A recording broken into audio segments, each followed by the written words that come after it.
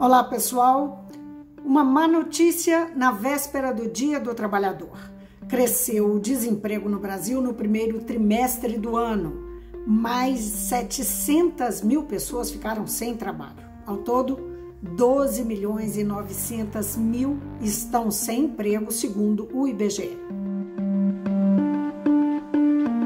Para marcar esse 1º de maio, em plena pandemia, eu vou conversar com o deputado Celinho, do Sintrocel, que é presidente da Comissão de Trabalho, Previdência e Ação Social da Assembleia. Deputado, muito obrigada por atender a gente. Eu que agradeço essa oportunidade, nesse momento de pandemia, de isolamento, poder falar com toda a nossa população, a todos os telespectadores da TV Assembleia e desse programa importante Mundo Político.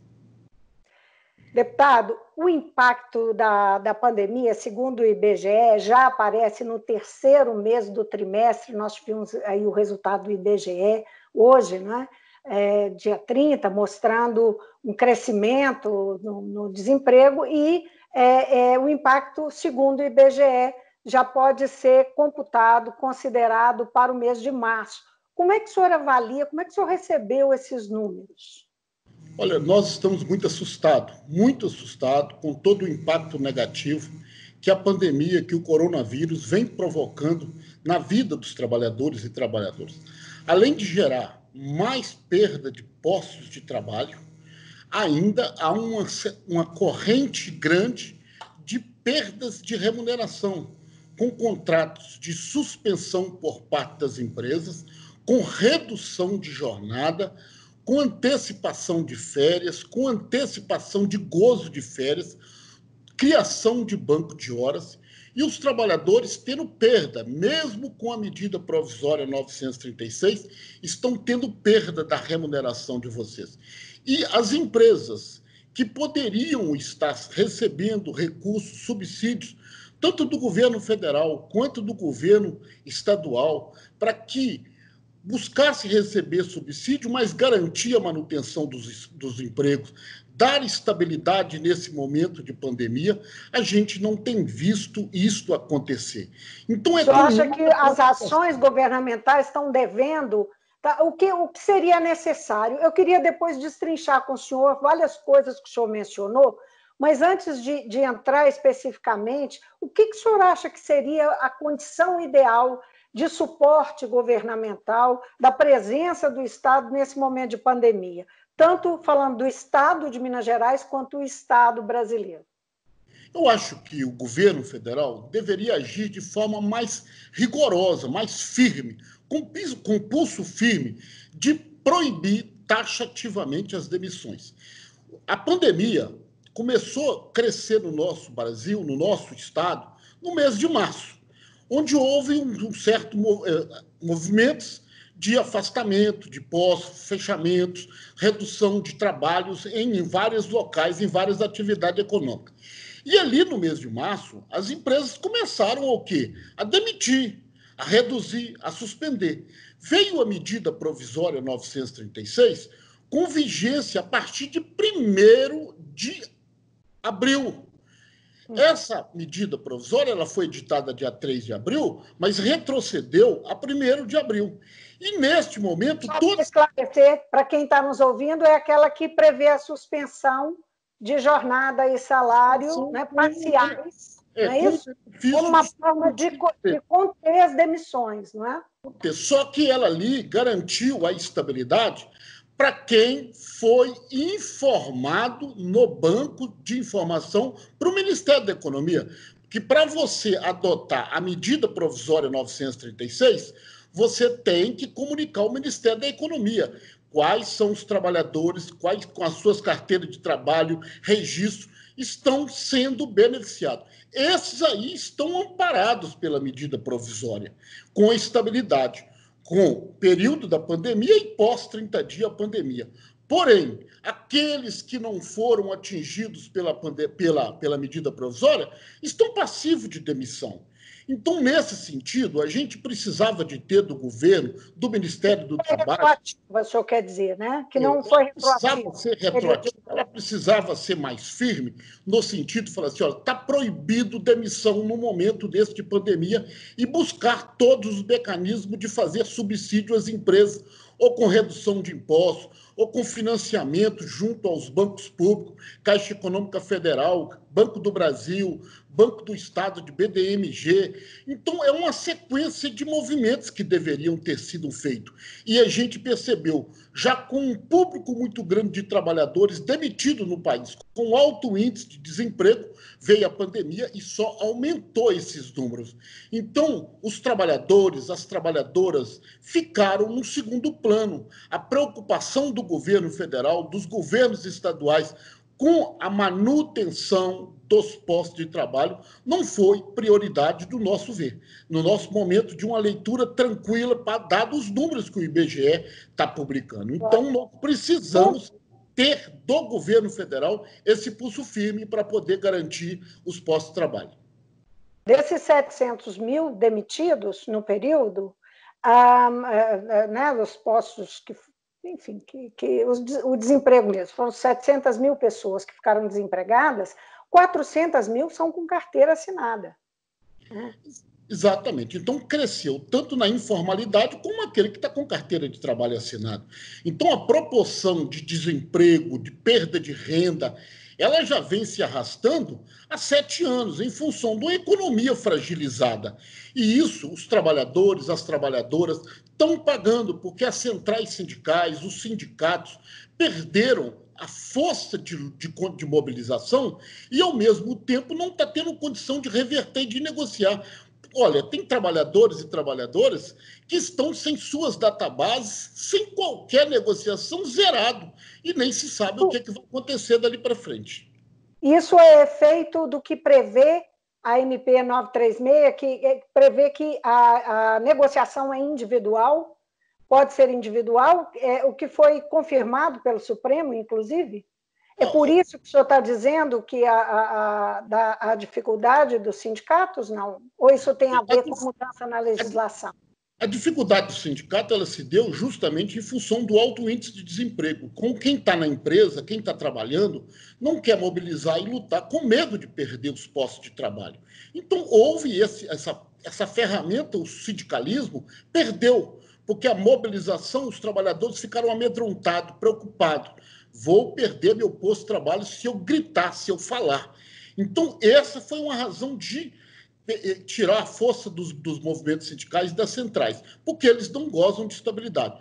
Veio a medida provisória, de certa forma, protegendo com alguma estabilidade, mas, ao mesmo tempo, ele deu também direito ao trabalhador, obrigou o trabalhador a assinar um termo individual, que não precisa passar pelo sindicato. E aí, quando o patrão chama um trabalhador numa sala, conversa com ele, fala, ou você assina ou você perde o posto de trabalho, o trabalhador fica muito refém da ameaça ou da pressão que ele recebe. Então, tudo isso vem acelerando, vem acumulando o aumento de perda de posto de trabalho, aumentando o número de desempregados, muito, mas muito, na informalidade, a perda da renda e também com carteira de trabalho. Porque quem está investindo? Quem que está colocando produção? Então, precisaria ter essa segurança para o setor econômico, para o setor empresarial, para garantir esses postos de trabalho. Agora, só chamando a atenção para o fato de o Supremo Tribunal Federal ter defendido que isso foi questionado, né, essa negociação individual. Até porque essa negociação individual ela pressupõe uma igualdade de condições entre o patrão e o empregado, entre o empregador e o empregado. E o Supremo confirmou, né, essa negociação nessa condição individual. Por que o senhor acha que o Supremo fez isso? Porque ele decidiu por isso, confirmou a decisão do Congresso Nacional nesse sentido. Até entendo que o governo fez isso, o Supremo tomou essa decisão muito em função da questão da pandemia, do momento grave que está se vivendo, das medidas que possam ser adotadas. Mas o Supremo, eu entendo que o Supremo não pensou que isso também seria um instrumento de pressão. Ele dá um direito de você conversar com o trabalhador e negociar. Mas só que esse diálogo não acontece. Esse diálogo, ele não tem um acompanhamento, ele não tem ali uma orientação do movimento sindical, porque os trabalhadores vão assinar. Eu tenho testemunho de muitas empresas que chamaram os trabalhadores e simplesmente colocaram uma pilha de contrato em cima. Assina isso para mim. Eles não sabem o que está assinando, porque não tem acompanhamento nenhum. Essa observação eu acho que o Supremo não fez, mas que deveria ter sido feito quando o ministro, quando ele deu uma liminar, uma tomada de decisão de que teria que submeter isso ao sindicato. Hoje o sindicato não tem o conhecimento dessas medidas adotadas com esses acordos individuais. Então, além disso, Vivo, o governo federal, no momento de pandemia, o Congresso nosso aprovou, na calada da noite, aquela medida provisória da carteira verde e amarela. Isso é mais ainda flexibilização, isso é mais perda de direito no momento de pandemia. Como é que se discute isso no momento de pandemia? Mas, a toda sorte, os trabalhadores e trabalhadoras tiveram, porque ainda não tinha sido passado no Senado e ela caiu. Então, vão voltar, de certa forma, com esse projeto, um projeto danoso na vida das pessoas, dos trabalhadores. Mas, de qualquer maneira, esse movimento vai provocar, vai ter que fazer mudanças aí. Se o governo quiser propor, vai ter que fazer alterações. Com certeza, ele vai propor novamente, com algumas mudanças, com algumas orientações, porém, eu tenho certeza, antecipo já o meu julgamento. É um projeto que vai retirar direito e vai flexibilizar muito contra o trabalhador e em favor do setor empresarial. Dou exemplo, a questão dos contratos intermitentes. Aprovaram os contratos intermitentes. E hoje tem muitos trabalhadores que não estão previstos em receber aquele abono, aquela ajuda de seguro-desemprego em função da pandemia, porque estão no contrato intermitente. Então, é uma série de medidas que o governo federal vem adotando, que o governo Bolsonaro vem adotando, mas que só faz reduzir direitos, prejuízos para cada trabalhador e para cada trabalhadora. Nós temos aí, nesse momento de 1º de maio, com esse momento de pandemia, eu estou registrando, estou falando muito na Assembleia, estou falando para todos o Ministério Público do Trabalho. O Ministério Público do Trabalho determinou, obrigou que se dê os EPIs para os trabalhadores. Nós estamos com denúncias graves de enfermeiras, técnicos de enfermagem, auxiliar de enfermagem, trabalhadores da saúde sem equipamento, com equipamento velho, que já não tem mais proteção diante das normas regulamentadoras do Ministério do Trabalho, e isso faz com que os trabalhadores vivem numa insegurança muito grande. Então, tudo isso que está acontecendo nesse momento de pandemia, a gente não vê políticas adotadas para defender trabalhador e trabalhadora. É sempre uma política pensando no lado empresarial. É certo que alguns governos têm tomado medidas para proteger a vida, para proteger a saúde, para a gente poder combater a pandemia, mas os trabalhadores precisavam ter uma lupa, um olhar diferente, mais preocupante. Se nós pensarmos nos últimos anos, nos acontecimentos recentes do mundo do trabalho, nós vamos ter uma reforma trabalhista em 2017, a terceirização, a adoção da terceirização, que também passou no Congresso. Nós tivemos a reforma da Previdência, e, enfim, que são flexibilizações das leis trabalhistas, flexibilizações de leis previdenciárias, enfim, do funcionamento previdenciário, que afetam a vida do trabalhador. O senhor acha que o mundo mudou? O mundo do trabalho mudou? Tem volta? Não é? O que o trabalhador pode esperar dessas transformações e se existe volta? Olha, eu acho muito difícil a curto prazo voltar, porque todo o patrimônio que o trabalhador brasileiro tinha, todo o patrimônio que o trabalhador brasileiro conquistou, com muita luta, com muita mobilização, é a nossa CLT, a consolidação das leis de trabalho. Essa consolidação da lei de trabalho já foi muito e muito alterada quando do governo Temer que houve a reforma trabalhista.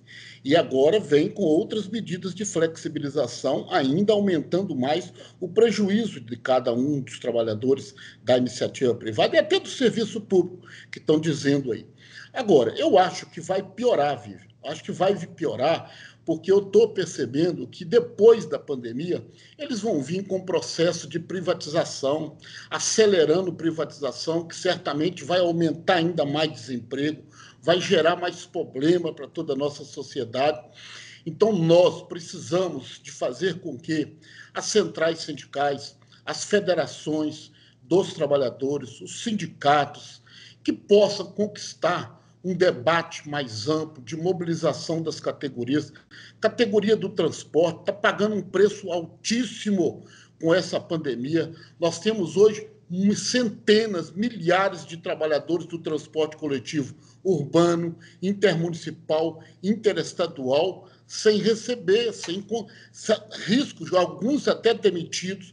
Nós temos aí trabalhadores do transporte escolar prejudicados porque não tem nenhuma fonte de receita, nenhum contrato, nem nada. Então, a gente precisa aproveitar esse momento de tanta perda e fazer com que os trabalhadores voltem a lutar e ter a sua voz respeitada por parte dos governos e do setor empresarial. Já tem alguma articulação, deputado, entre as centrais nesse sentido? Olha, no momento de pandemia, eu não posso afirmar porque eu não conheço ainda. A gente tem conversado, eu até na mesma condição de presidente da Comissão de Trabalho e também da questão de ser sindicalista, estar deputado, mas ser sindicalista, eu tenho recebido muito isoladamente pedidos, demandas, queixas por segmentos de categoria, como são os trabalhadores da saúde, como são os trabalhadores do transporte coletivo, como são os trabalhadores do transporte escolar. Agora, não há ainda um processo, não conheço ainda um processo a nível nacional, a nível estadual, de unificação de todas as centrais, de todos esses segmentos políticos, para poder retomar, discutir e ver ações que precisam ser tomadas. Há uma previsão catastrófica para a economia, né? Pós-pandemia. Como é que o senhor está percebendo isso? Da condição, não é, de, como o senhor disse, o senhor é um sindicalista que está deputado. Como é que nessa condição o senhor enxerga para a economia, especialmente de Minas Gerais, e essas nossas perspectivas? Olha, economia é fato concreto que nós vamos ter sérios problemas com a economia no Brasil e no mundo inteiro. Isso realmente vai ter uns resultados negativos, impactos negativos. Mas eu acho que os governos, têm que tomar medida de poder enfrentar a crise que nós teremos com a economia de forma a apresentar propostas de investimentos, retomada de obras, retomada de construção, projetos. Hoje nós temos muitas obras paradas, tanto no nosso estado quanto no Brasil. Precisa colocar esse trabalho de muito crescimento, de muita geração de emprego, para podermos garantir uma retomada de uma economia mais forte, de um PIB mais forte. Porém, eu vejo que a economia vamos ter problema, vamos ter crise da economia, mas para recuperar a economia, para a economia voltar aos seus patamares, que seja positivo ou tolerável, vão precisar do trabalhador. Não existe economia sem trabalhador e sem trabalhador. Quem faz a economia são os trabalhadores. É eles que movimentam, é eles que fazem a economia crescer, o PIB crescer. Então, adotando políticas públicas acertadas, sem politicagem, sem partidarismo, e se voltar para poder trabalhar e proteger a economia de forma séria, gerar mais emprego, nós vamos enfrentar de forma positiva essa crise que está por vir com a economia. Agora, deputado, nós já vimos lá o ministro da Economia, Paulo Guedes, sinalizando que está determinado a manter essa política de ajuste fiscal, de enxugamento do Estado, depois que passar, né, esse momento da pandemia. O senhor acredita que o governador Romeu Zema vai manter o mesmo projeto, não é, que é um projeto, naturalmente, de enxugamento, significa menos Estado, menos recursos, menos possibilidade de contar com o Estado para uma recuperação da economia, se o governador mantiver esta orientação.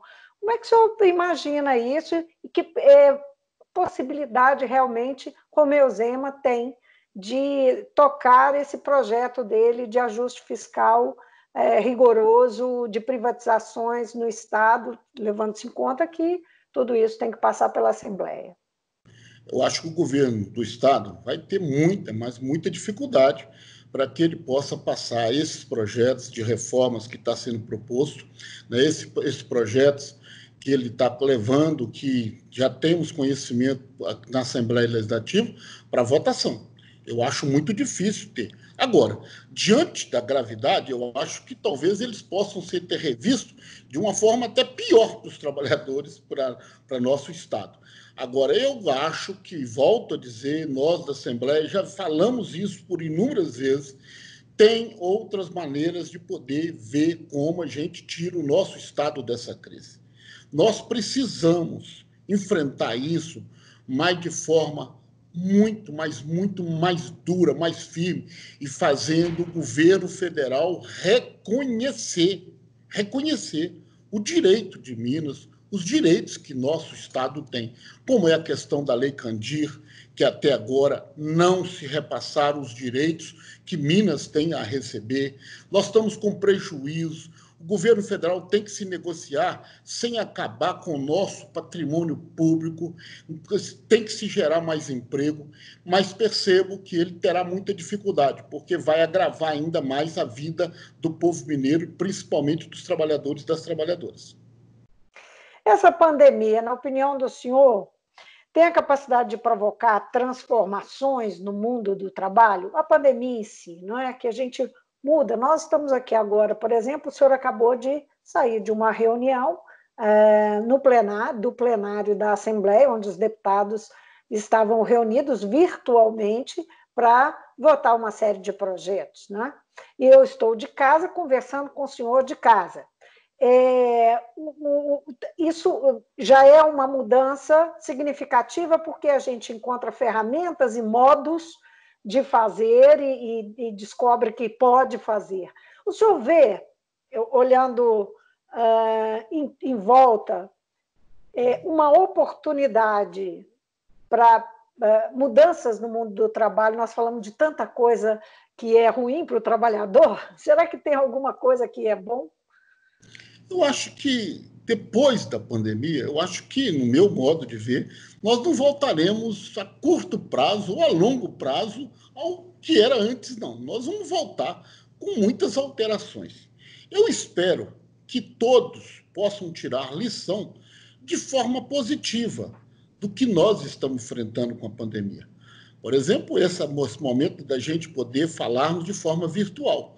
Eu acho que isso colabora muito, isso pode colaborar com o trânsito, isso pode colaborar com os congestionamentos, isso pode ajudar em muito. Mas em relação especificamente aos trabalhadores, eu acho que tudo que está sendo colocado, que hoje, de forma passada, prejudica a saúde do trabalhador, e com essa proteção, com essa campanha de higienização, de proteção à vida, talvez a gente possa tirar uma lição disso e fazer isso uma constante da vida de todos nós. Passa a ser um novo aprendizado, uma cultura nova para toda a nossa sociedade. E muitas das vezes chamar a atenção que nós precisamos preocupar nesse momento é muito com a qualidade de vida das pessoas. Quem são as pessoas? São os trabalhadores. Mas nós temos uma parcela muito grande do povo brasileiro, do povo mineiro, morando numas regiões de alta densidade populacional e que totalmente desumana. Quem sabe os poderes públicos possam vir a contribuir para diminuir aquela realidade que é tão ruim, que é tão irreal para uma vida de uma pessoa que se propõe ter higienização, que precisa ter proteção da vida. Então, isso tudo nós vamos ter que buscar tirar uma lição de aprofundar, avaliar de que forma nós podemos contribuir, tirando lição fazer diferente de forma positiva e poder trazer novidades para a gente, no futuro, ter ambientes de trabalho mais saudáveis, com mais respeito, com mais valorização, e tudo isso protegendo a vida de todos nós. Então, é um tema que vai ter que ser muito abordado, muito discutido, para que no futuro a gente possa termos aí tirado proveitos, né, e corrigir o que estava de errado e fazer o certo. Deputado, agradeço muitíssimo o senhor por ter nos atendido. E nesse momento, não é, que a gente lembra aí o 1º de maio, a palavra comemoração não se aplica muito bem, porque nós temos grandes desafios, como o senhor mesmo mencionou, mas temos que lembrar a data, que é muito importante, neste momento de pandemia tão grave. Obrigada por nos atender. Eu que agradeço, quero aqui deixar minha mensagem, né, de solidariedade com todos os trabalhadores e trabalhadoras pelo 1º de maio. 1º de maio nesse Brasil, há muitos anos, é um 1º de maio onde fazemos muitas lutas para que a gente possa recuperar. Mas que os próximos 1º de maio nós possamos verdadeiramente comemorar vitórias, conquistas e valorização de todos os trabalhadores e trabalhadoras. E deixo aqui os meus parabéns, em especial, a cada um dos trabalhadores que estão enfrentando essa pandemia. Os trabalhadores do transporte, que são serviço essencial, que não podem parar, mas que estão trabalhando, enfrentando. Os trabalhadores da segurança pública, da Polícia Militar, da Polícia Civil, que estão à frente dessa pandemia. Os trabalhadores da saúde, todos os trabalhadores da saúde. Então, deixamos aqui os nossos parabéns a cada um dos trabalhadores e trabalhadoras, mas esperando que no futuro a gente possa ter um 1º de maio que cada um deles merece, e merece com muito respeito, com muita valorização. Meu muito obrigado a todos.